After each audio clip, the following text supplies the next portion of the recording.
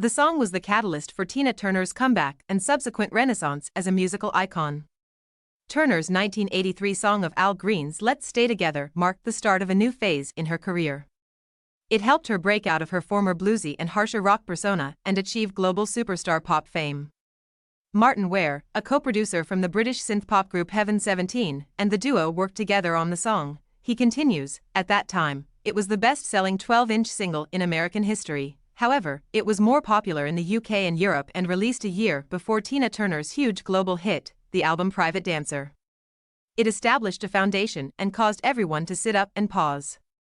If you'll pardon the pun, this may not be the final candle that burns brightly before it goes out, Ware says. They first collaborated when, in 1982, he and fellow producer Greg Walsh were putting together a compilation album with a variety of singers as a side project. Turner sung the song Ball of Confusion. Turner was the opposite of hot when we started working with her, acknowledges Ware. When we first started working with her, it was thought of as a novelty project because she had her heyday and was returning to a quite contemporary topic, and that could only have happened because Turner had been proposed after their first candidate, James Brown, unexpectedly declined.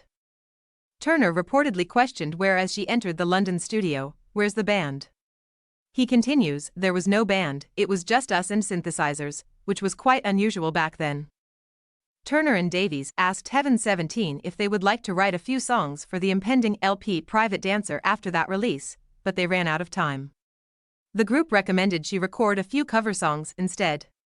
Let's Stay Together was at the top of my list. It was actually a hole-in-one since Al Green was one of her heroes, according to Ware. Turner spent about 1 hour in the studio and recorded her vocals in one take. Soon after the song's release in 1983, they were scheduled to perform it live on British television as part of an early evening program called The Tube. Turner teased Ware and backup singer Glenn Gregory of Heaven 17 about her dance ideas. She was serious. He continues, and she is the one in charge of all of her choreography. She comes from that showbiz lineage. She always had a glint in her eye and was endearing and witty. And for that, I will always be grateful. Turner, like Madonna and Michael Jackson, was helped in her early 40s to launch a second, astronomically successful career by the crossover instigating MTV. He recalls that in the premiere, the audience took a breath when it was time to tell the story of ex-husband Ike's domestic abuse and he smacked the Tina character. She has my utmost respect for proving that you can overcome such hardship. For her and other victims of abusive relationships, it was crucial. He claims that Turner was a devout Buddhist, which is something that is sometimes forgotten. It definitely helped her heal from Ike's abuse and offered her a lot of comfort and fortitude. That was also very significant. She had to struggle for her dues in a field that was predominantly white, he continues. She was a significant role model for Black women.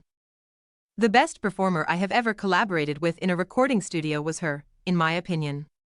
Tina resembled an actress who also acted through pop music. She possessed a special ability to make people feel as though she was speaking directly to them, which is as much an acting skill as it is just singing and expressing emotion. Anyone can do energy and sexuality, but it doesn't make you one of the all-time great performers, says Ware in his conclusion.